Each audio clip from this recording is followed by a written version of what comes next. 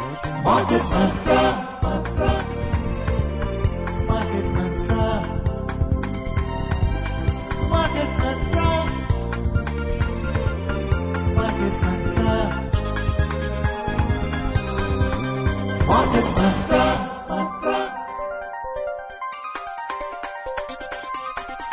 Market Mantra.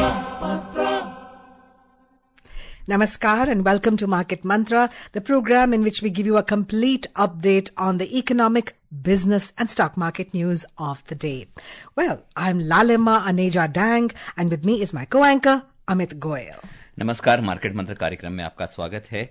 आज के अंक में देश विदेश की आर्थिक गतिविधियों के साथ साथ शेयर बाजार की हलचल पर एक नजर डालेंगे और चर्चा करेंगे। लेकिन सबसे पहले नजर डालते हैं आज की आर्थिक सुर्खियों में, तो अंग्रेजी में हेडलाइंस के साथ लालिमा अनीजा। जी, आपने अच्छा ओवरव्यू दे दिया प्रोग्राम का। Let's begin with the headlines. Prime minister Narendra Modi and German chancellor Olaf Scholz co-chair 7th intergovernmental consultations in New Delhi today. India, Germany signed multiple MOUs on green hydrogen technology and trade to boost bilateral ties. Domestic benchmark indices continue their downward trend for the fifth straight session. Sensex tanks over 650 points and Nifty settles below 24,200. And global crude oil prices rise. Brent crude trades at $74.93. आर्थिक सुर्खियों में प्रधानमंत्री नरेंद्र मोदी और Germany के chancellor Olaf Scholz ने नई दिल्ली में आज 7वें अंतर सरकारी परामर्श समूह की सह अध्यक्षता की। भारत और जर्मनी में हरित हाइड्रोजन तकनीक और व्यापार को मजबूत करने के लिए विभिन्न समझौतों पर हस्ताक्षर हुए। घरेलू शेयर सूचकांकों में लगातार 5वें सत्र में गिरावट का दौर। सेंसेक्स में 650 अंक से अधिक की गिरावट, निफ्टी भी 24,200 के स्तर से नीचे दर्ज। और वैश्विक बाजारों में कच्चे तेल की कीमतों में तेजी। ब्रेंट क्रूड $74.93 प्रति बैरल के स्तर पर दर्ज हुआ।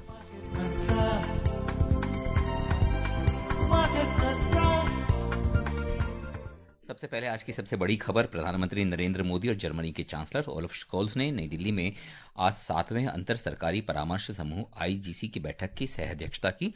आईजीसी के अंतर्गत भारत और जर्मनी दोनों पक्षों के मंत्री अपनी अपनी जिम्मेदारी वाली क्षेत्रों से जुड़े मुद्दों पर विचार विमर्श के बाद उसके निष्कर्षों को प्रधानमंत्री और चांसलर को प्रस्तुत करते हैं। आईजीसी की बैठक को संबोधित करते हुए प्रधानमंत्री नरेंद्र मोदी ने कहा कि पिछले 2 वर्षों में दोनों देशों ने द्विपक्षीय सहयोग बढ़ाने और रणनीतिक संबंधों के विभिन्न क्षेत्रों में उत्साहजनक प्रगति की है। उन्होंने कहा कि रक्षा, प्रौद्योगिकी, ऊर्जा और सतत हरित विकास के क्षेत्रों में बढ़ता सहयोग दोनों देशों के बीच आपसी विश्वास का प्रतीक बन गया है। हमने ग्लोबल स्तर पर रिन्यूएबल एनर्जी के निवेश पर उसके लिए प्लेटफॉर्म बनाया है और आज ग्रीन हाइड्रोजन रोडमैप भी जारी किया है। हमें खुशी है कि भारत और जर्मनी के बीच शिक्षा, स्किलिंग और मोबिलिटी पर काम चल रहा है। जर्मनी द्वारा जारी की गई स्किल लेबर मोबिलिटी स्ट्रेटेजी का स्वागत है। मेरा विश्वास है कि आज की ये मीटिंग हमारी पार्टनरशिप को नई ऊंचाई पर ले जाएगी। दोनों नेताओं ने नई दिल्ली में 18वीं एशिया प्रशांत जर्मनी व्यापार सम्मेलन को भी संबोधित किया। सम्मेलन में प्रधानमंत्री नरेंद्र मोदी ने योग्यता, तकनीक, नवाचार और अवसंरचना को भारत के विकास का मूल तत्व बताया। प्रधानमंत्री ने बताया कि जर्मनी कुशल भारतीय पेशेवरों के लिए वार्षिक वीजा 20,000 से बढ़ाकर 90,000 कर रहा है। सम्मेलन को संबोधित करते हुए जर्मन चांसलर ओलाफ शोल्ज ने भारत और जर्मनी के आपसी सहयोग को वक्त की जरूरत बताया। Today we are meeting in the world's biggest democracy, the fastest growing major economy in the world with the most rapidly expanding renewable energy sector of any major economy. A country at the heart of the world's most dynamic region, the Asia Pacific. In a nutshell, the Asia Pacific Conference has come to the right place at the right time. All right, India and Germany today signed multiple MOUs and agreements ranging from green hydrogen to innovation and technology to boost bilateral relationship. The MOUs and agreements were exchanged in the presence of Prime Minister Narendra Modi and German Chancellor Olaf Scholz in New Delhi after delegation-level talks.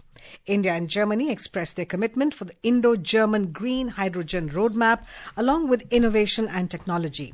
Both the nations also signed MOU on cooperation in the field of skill development and vocational education and training. Besides, the two sides also exchanged 3 joint declarations of intent in the fields of employment and labor, research and development, on advanced materials and green urban mobility partnerships. So, Amit, I think it's a few years ago one would not have imagined so many MOUs being signed between India and Germany. We consider Germany a developed nation, and India now it's a changed scenario now. It's a new world order where maybe India is hand-holding Germany to some extent, considering that our GDP growth is now 7% plus, Germany's is much lesser, and we are now on the path of becoming a developed nation by 2047. लेकिन लालिमा, Germany के बारे में खास तौर पे जो एक अच्छी चीज़ है, जर्मनी पूरे विश्व के लिए नई तकनीक हो या नया मशीनरीकरण हो या कोई भी नया इनोवेशन हो, पूरे विश्व का जो इंजीनियरिंग का जो मेन हब है वो जर्मनी कहलाता है। किसी भी तरीके की कोई भी तकनीक हो या कोई भी नया इनोवेशन हो, या वहां पे R&D, रिसर्च और डेवलपमेंट बहुत ही उन्नत अवस्था में है। इन सारी बातों पे चर्चा करने के लिए हमारे साथ कार्यक्रम में आज जुड़ेंगे वरिष्ठ आर्थिक विश्लेषक विशाल दहिया। विशाल, कार्यक्रम में आपका स्वागत है। धन्यवाद, थैंक यू। विशाल, जिस तरह की अभी मैं और मेरी सहयोगी लालिमा चर्चा कर रहे थे भारत और जर्मनी के बारे में, जर्मनी विश्व का, जिस तरह से मैंने भी थोड़ी देर पहले ही जिक्र किया कि जर्मनी पूरे विश्व को एक नई तकनीक, चाहे वो अगर हम भारत के बारे में ही नहीं विश्व के बारे में बात करें तो रक्षा, रेल, सड़क या किसी भी तरीके का क्षेत्र हो, वहां पे जो जर्मन की इंजीनियरिंग है उससे बेहतर नहीं मानी जाती आज के दौर में भी। अगर भारत और जर्मनी, भारत का जो युवा फोर्स है, जिस तरह से नरेंद्र मोदी प्रधानमंत्री जी ने भी कहा कि भारत का जो यंग फोर्स है और जर्मनी की जो टेक्निक है, अगर दोनों आपस में मिल जाते हैं तो विश्व को एक चमत्कारिक रूप से एक नया आयाम प्रस्तुत कर सकते हैं। आपका क्या कहना है? To add to Amit's question, they are perfectionists. Can we also borrow a bit of perfectionism from Germany to add to his point? Well, you're right, Lalima ji, and I'll come to that part as well. But responding to Amit Goyal ji here, देखिए 20वीं शताब्दी का जो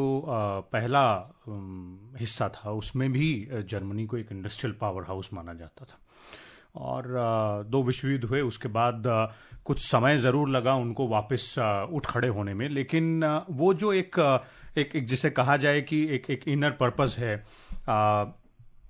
एक inner purpose है, तो उसके चलते जो है ऐसा लग रहा है कि जो टेक्नोलॉजी का क्षेत्र है और खासतौर पे जो जिसे हम हार्डकोर साइंस कहते हैं, इंडस्ट्री से जुड़ा हुआ जो क्षेत्र है, क्योंकि देखिए ये जो समझौते हुए उनमें भी अब अगर आप मोटे तौर पर नजर डालें तो एक ग्रीन हाइड्रोजन की बात हो रही है, उसके अलावा टेक्नोलॉजी की बात हो रही है, तो निश्चित रूप से इनोवेशन की बात हो रही है। तो ये दर्शाता है कि ये 2 देश हैं, एक ऐसा देश जर्मनी जो कि लगभग 100 साल पहले भी तकनीक के मामले में, इंडस्ट्री के मामले में दुनिया भर में आगे जो अग्रणी देश है उन्हीं में शामिल था, और एक ऐसा देश जो कि एक उभरती हुई विश्व ताकत है विश्व पटल पर, न केवल आर्थिक रूप से बल्कि इंडस्ट्रियल रूप से भी अगर देखा जाए तो इन दोनों देशों के बीच इन मुद्दों पर, खासतौर पे इंडस्ट्री और टेक्नोलॉजी के मुद्दों पर समझौता होना, वोकेशनल एजुकेशन के ऊपर समझौता होना, और जैसे अमित जी कह रहे थे कि साइंस एजुकेशन के क्षेत्र में भी जर्मनी से ज्यादा बेहतर जो उनके जो शिक्षण संस्थान हैं शायद ही विश्व में किसी और शिक्षण संस्थानों को माना जाता होगा, और हिंदुस्तान में भी ऐसे शिक्षण संस्थानों की कमी नहीं है। हम चाहे IITs की बात करें या इंडियन इंस्टीट्यूट ऑफ साइंस की बात करें या फिर एस्ट्रोनॉमी के क्षेत्र में, स्पेस साइंस के क्षेत्र में हमने जो बढ़ोतरी ली है, हमने जो बढ़त ली है उसकी बात करें तो ये एक बहुत ही बढ़िया और बेहतरीन गठजोड़ होने वाला है। और Lalima ji spoke about the idea of them being perfectionist. Of course we will have to learn from each other and being a perfectionist about something is something is a very important angle to the path to success as well. So that's one area. And when we're talking about cutting edge technology, implementation of artificial intelligence or machine learning, or even when space sciences or other sectors where we are doing a lot better, there's nothing less than perfectionism which would be required. One wonders what would Germany gain from India, and one wonders what India would gain from Germany. Yes, we talked about the knowledge, the technical know-how. For that so far so good. But it's interesting to note that Germany has now increased annual visa quota for skilled Indian professionals from 20,000 to 90,000. Our Prime Minister visualizes our country as being the skill hub of the world. We have a demographic dividend having such a young population, and now we have a separate skill ministry, which shows the government is so serious about imparting skill. So we want to cross over from degree specific to being skill specific. So Germany will gain from India. Well, yes, indeed. It's not about just Germany. Every other country on the face of this earth wants to gain from this dividend, this huge, demographic dividend which India has. It's a huge potential in India, and specifically that potential presents itself, manifests itself in many ways to the highest degree possible in fields like software technology, in fields like hardcore sciences, in fields like electronic engineering, in fields like computer engineering, space sciences, as well as I've been pointing out, because all these European nations, and most of these either developed economies or economies which are almost at par with us, what they want from India is the talent pool which we have, and India knows the value of its talent pool. So of course the skill talent pool is very much in demand everywhere else, and how about we also benefit from it in terms of learning something from their technological developments and utilizing our talent pool. This becomes, I would call it, somebody would call it a wonderful combination. I would call it a deadly combination in the 21st century. Also, Germany is known for having its residents. They make solar power and they sell solar power to the government. So we also have a similar scheme. I think we also get inspired by such schemes, right? So, yes, indeed, because India is the founder member of the ISA, the International Solar Alliance as well. So there is a lot more to learn as far as we Indians are concerned, and as far as the rest of the world is also concerned. Right. Bharat में बहुत बड़ी जो युवा force है, और जिस तरह से आपने भी जिक्र किया, जो वो कंप्यूटर टेक्नोलॉजी हो या सॉफ्टवेयर टेक्नोलॉजी हो या डेटा मैनेजमेंट हो, इसमें भारत का जो युवा वर्ग है वो एक बहुत बड़ी भूमिका निभाता है. शायद यही वजह रही होगी जब जर्मनी ने इस तरह से कुशल पेशेवर लोगों के लिए जो वीजा है वो 20,000 से बढ़ा के 90,000, मतलब 4 गुना से अधिक अगर करते हैं, तो कहीं ना कहीं ये तो माना ही जा सकता है कि उनको अपनी चीजों को चलाने के लिए भी यहाँ की कौशलता की बहुत जरूरत है. जी बिल्कुल. देखिए, और केवल जर्मनी एक ऐसा देश नहीं है. पिछले कुछ सालों में नजर डालें तो कई और ऐसे देश, यूरोप और जो अमेरिकी महाद्वीप है, उसमें भी कई ऐसे देश हैं जिन्होंने इस तरह के कदम उठाए हैं, और उनको लगता है कि ये बहुत बेहतरीन समय है, क्योंकि जो डेवलप्ड इकोनॉमीज हैं, जैसे कि अमेरिका है, या जैसे कि कनाडा है, या ऑस्ट्रेलिया है, वहां से हमने पिछले कुछ दिनों में खबरें सुनी है कि वो किस तरह से एक लिमिट लगाना चाहते हैं जो बाहर से आने वाले स्टूडेंट्स हैं या जो बाहर से आने वाले प्रोफेशनल्स हैं उन पर.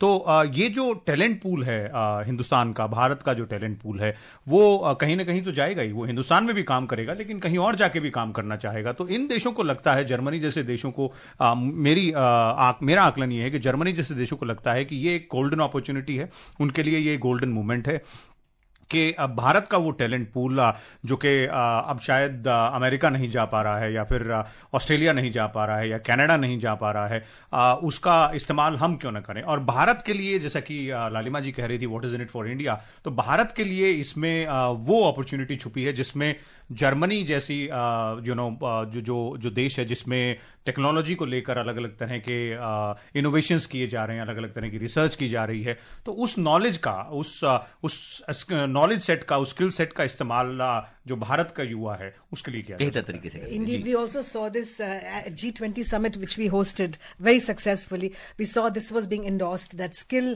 manpower must be universalized and universal norms must be laid out so that we can export our skill talent. Germany को आमतौर पे पूरे विश्व में हमेशा नई तकनीक का, वहां का रिसर्च डेवलपमेंट, मतलब शोध जो है वो सबसे बेहतर स्थिति में है. बिल्कुल. चलिए नजर डाल लेते हैं वापस अब घरेलू शेयर बाजारों पे.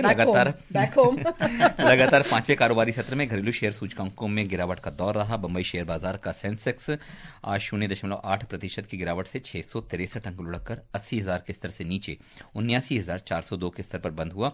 नेशनल स्टॉक एक्सचेंज का निफ्टी भी 0.9% के नुकसान से 219 अंक गिरकर 24,181 के स्तर पर बंद हुआ. बीएसई मिड कैप सूचकांक में लगभग 1.5% और स्मॉल कैप सूचकांक में 2.5% की बड़ी गिरावट दर्ज हुई. All right, let's take a look at the stocks in detail now. Well, the domestic benchmark indices today continued their downward trend for the 5th straight session amid broad-based selling pressure and lackluster second quarter earning exports. earning reports. The BSE Sensex tanked 663 points or 0.8% to close at 79,402, while NSE Nifty dropped 219 points or 0.9% to settle at 24,181. The broader market at Bombay Stock Exchange also ended in negative territory. The mid-cap index declined nearly 1.5% and the small-cap index slid 2.4%. In the Sensex index, 21 out of 30 companies ended in negative territory. In the laggards, IndusInd Bank plunged over 18.5%. Mahindra & Mahindra plummeted nearly 4%. Larsen & Toubro shed over 3.3%. Conversely, in the top gainers, ITC climbed more than 2%. Axis Bank gained over 1.5%, and Hindustan Unilever added almost 1%. In sectoral indices at the BSE, 19 out of 20 sectors logged losses, except FMCG, which added 0.5%. In the top laggards, oil and gas declined more than 3%, consumer durables slipped 2.7%, and services shed 2.6%. The overall market breadth at the BSE was negative as shares of 841 companies advanced and 3,101 declined, while 79 remained unchanged.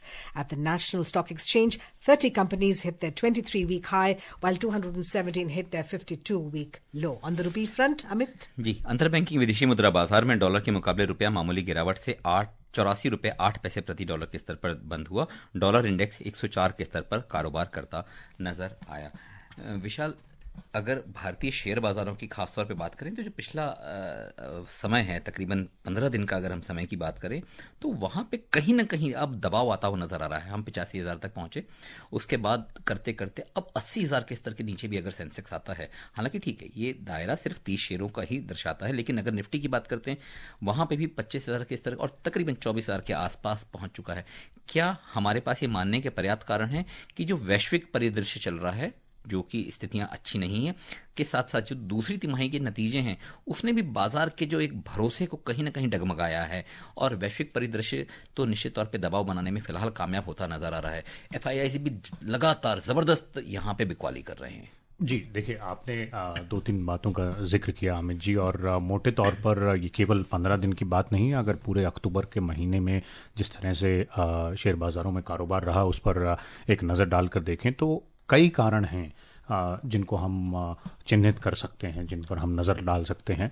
सबसे पहला, अगर आज की बात करें और पिछले 1-2 दिन की बात करें तो जो दूसरी तिमाही के जो नतीजे आने थे और जो आने शुरू हो गए हैं वो बहुत उत्साहजनक नहीं है। तो आज का जो कारोबार रहा उसको ज़्यादातर उसके लिए जिम्मेदार माना जा सकता है, क्योंकि इंडसइंड बैंक हो या फिर एनटीपीसी हो, और ख़ासतौर पे उनकी जो परफॉर्मेंस भी रही है वो आज के शेयर बाजार पे, लेकिन वो आज की बात हुई। अगर हम पूरे महीने की बात करें और आपने 15 दिन की बात की तो देखिए, एफआईआई की जो बिकवाली है वो एक बड़ा कारण है।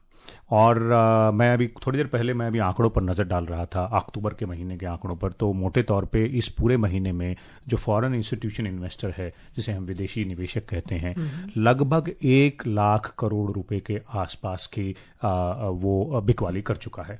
अब अगर इसको कंपैरिजन करके देखा जाए तो लगभग पिछले 5 से 6 साल में अक्टूबर का महीना इकलौता ऐसा महीना है जिसमें इस हद तक एफआईआईज ने बिकवाली की है। अब उसके कुछ कारण हैं। सबसे पहला कारण तो ये माना जा रहा है कि पिछले कुछ समय में चीन ने जो स्टिमुलस की घोषणा की है और जिस तरह से चीन के बाजार में जो शेयर बाजार है वहां का, उसमें जो इवैल्यूएशन है उनकी कंपनीज की, वो भारत के बाजार में भारत की कंपनियों की जो इवैल्यूएशन है उसके मुकाबले थोड़ी सी कम है। तो जो फॉरेन इंस्टीट्यूशन इन्वेस्टर है, जो विदेशी निवेशक है, उसको हमेशा ये लगता है कि वो फायदे के लिए पैसा लगाता है। बिल्कुल। और हमने ये देखा है, ये एक साइकिल है, ये ऐसा नहीं है कि ये आज पहली बार हो रहा है, इससे पहले भी बहुत बार हो चुका है। तो हमेशा ऐसा होता है कि जो विदेशी निवेशक है वो भारत के बाजार से पैसा निकालकर अब चाइना के बाजार में लगा रहा है ज्यादातर, अगर मोटे तौर पर नजर डाल के देखें तो। इससे पहले चीन के बाजार से पैसा निकालकर, वियतनाम के बाजार से पैसा निकालकर भारत के बाजार में लगाया गया था। एक कारण ये है, यानी कि इसमें 2 मिश्रित चीजें हो गई। एक तो इवैल्यूएशन, ओवर इवैल्यूएशन कुछ भारतीय कंपनियों की, और दूसरा जो चीन ने स्टिमुलस दिया और वहां उनको मौका दिखाई दे रहा है।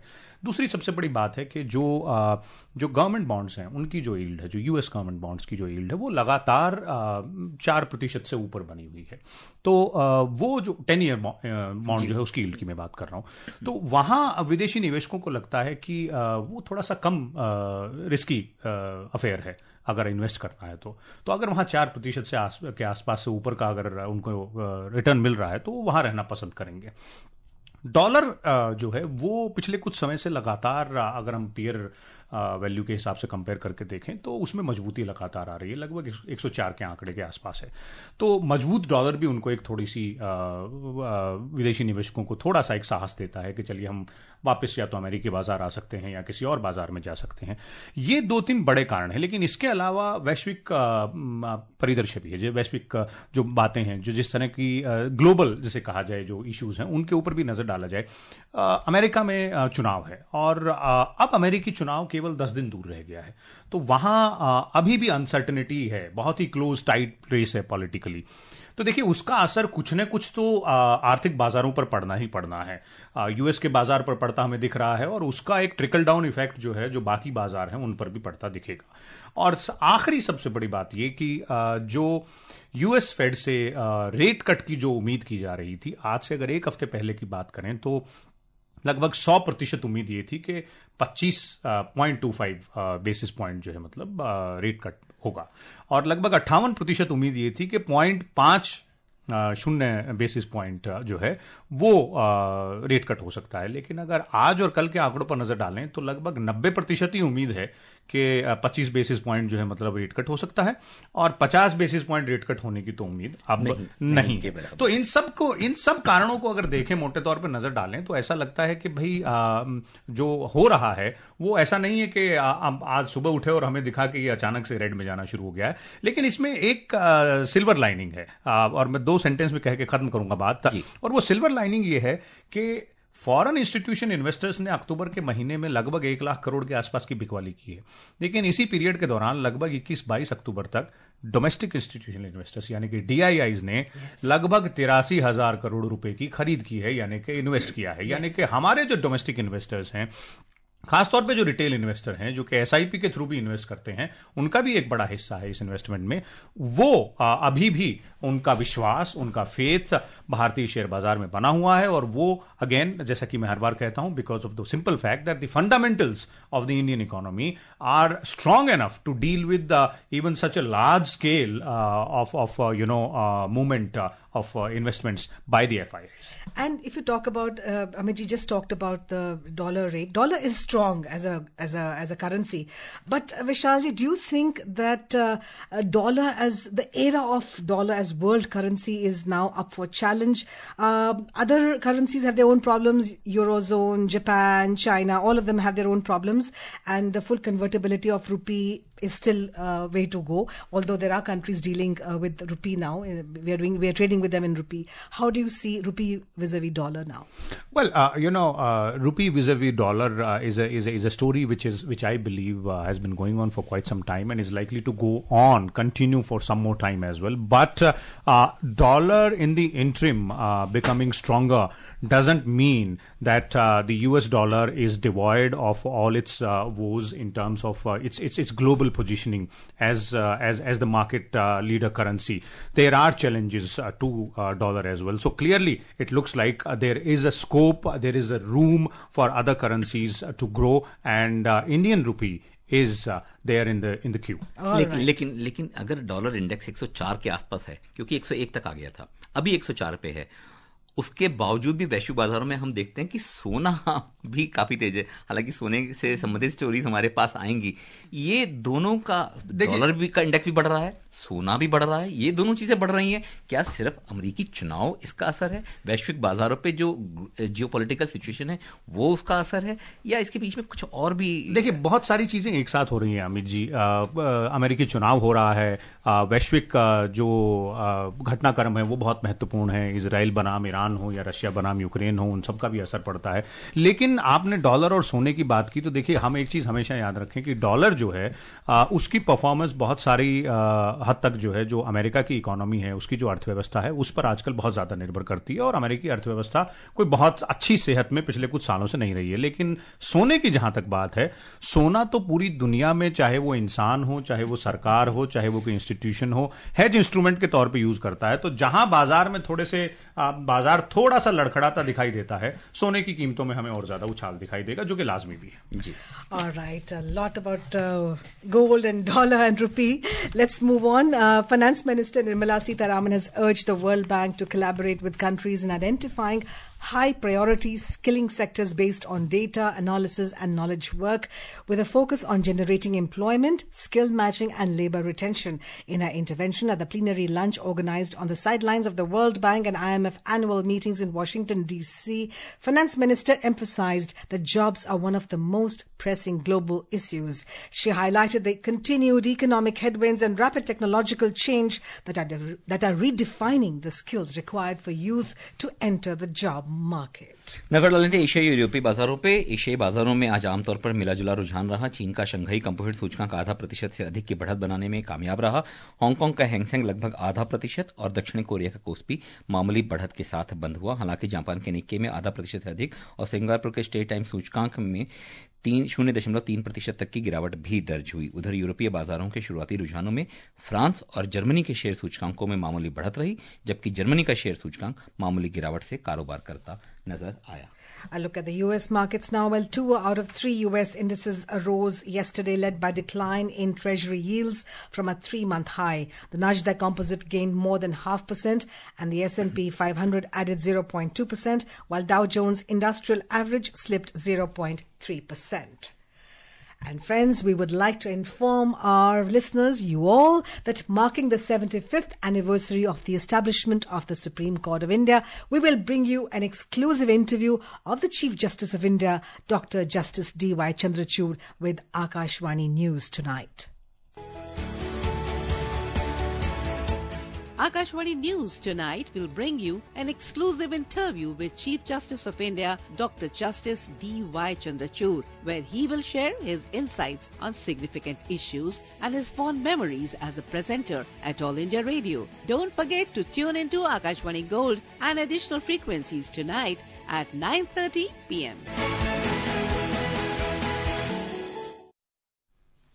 All right, a look at the oil prices now. Well, oil prices rose today as escalating tensions in West Asia and a restart in Gaza ceasefire talks in the coming days kept traders on the edge.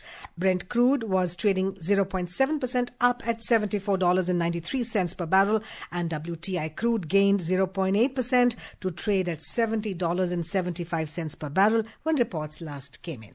नजर डाल लेते हैं सराफा बाजार पर। सराफा बाजार में सोना आज गिरावट के साथ कारोबार करता नजर आया। अंतिम समाचार मिलने तक 24 कैरेट सोना 0.2% की गिरावट से 78,360 रुपए प्रति 10 ग्राम के स्तर पर रहा, जबकि चांदी 0.4% की गिरावट से 96,880 रुपए प्रति किलोग्राम के स्तर पर दर्ज हुई। उधर मल्टी कमोडिटी एक्सचेंज में अंतिम समाचार मिलने तक दिसंबर में आपूर्ति किए जाने वाले सोने का वायदा भाव 0.2% की गिरावट से 78,155 रुपए प्रति 10 ग्राम पर रहा, जबकि चांदी का वायदा भाव 0.4% की गिरावट से 96,620 रुपए प्रति किलोग्राम के स्तर पर दर्ज हुआ। समय की थोड़ी सी बाध्यता जरूर है, लेकिन फिर भी मैं सोना और चांदी में हम पिछले काफी दिनों से बात कर रहे थे कौन 1 लाख के स्तर को पहले, तो चांदी ने वो आंकड़ा पार कर लिया, बाजी मार ली। लेकिन उसके बाद कहीं ना कहीं वो हल्का सा दबाव भी आया, तकरीबन 97,000 के आसपास है। 1,02,000 तक पहुंचने के बाद 97,000, अगर हम खुले बाजार की मोटे तौर पे बात करें तो चांदी और सोने में अभी कितनी मजबूती नजर आती है? देखिए, मेरा हमेशा से मानना रहा है और मैं फिर कहूँगा कि सोना जो है फिर भी काफ़ी मजबूत रहेगा, क्योंकि हम अगर हिस्टोरिकल डेटा की तरफ नज़र डालें तो चांदी की जो मजबूती है वो बहुत तेजी से आती है लेकिन बहुत तेजी से जाती भी है। लेकिन अगर हम बात करें जनवरी से अगर अभी तक सोने ने अगर 30% का लाभांश दिया है, लेकिन चांदी ने तो कुछ महीनों में ही से ज्यादा दे दिया। मैं यही कह रहा था कि लॉन्ग टर्म थोड़ा सा पर्सपेक्टिव हमको यहाँ रखना पड़ेगा। मैं थोड़ा सा लॉन्ग टर्म पर्सपेक्टिव के हिसाब से देखता हूँ। तो अगर पिछले लगभग 10 या 20 सालों का आंकड़ा देखेंगे तो उस आंकड़े के आधार पर मैं कह रहा हूँ कि सोना फिर आखिर सोना ही है। Well, it's also being said that solar is being in solar PV cells we're using silver as a critical component. That may be one of the reasons of its industrial तो उपयोग है ही। Indeed those are. विशाल, कार्यक्रम में आने और महत्वपूर्ण चर्चा के लिए धन्यवाद। थैंक यू, धन्यवाद अमित। और अब चलते चलते एक नजर आज की आर्थिक सुर्खियों पर एक बार फिर। Prime Minister Narendra Modi and German Chancellor Olaf Scholz co-chair 7th intergovernmental consultations in New Delhi today. India, Germany signed multiple MOUs on green hydrogen technology and trade to boost bilateral ties. Domestic benchmark indices continue their downward trend for the 5th straight session. Sensex tanks over 650 points. Nifty settles below 24,200 and global crude oil prices rise. Brent crude trades at $74.93. Well, friends, that's all we have for you in this edition of Market Mantra. Namaskar. Market Mantra.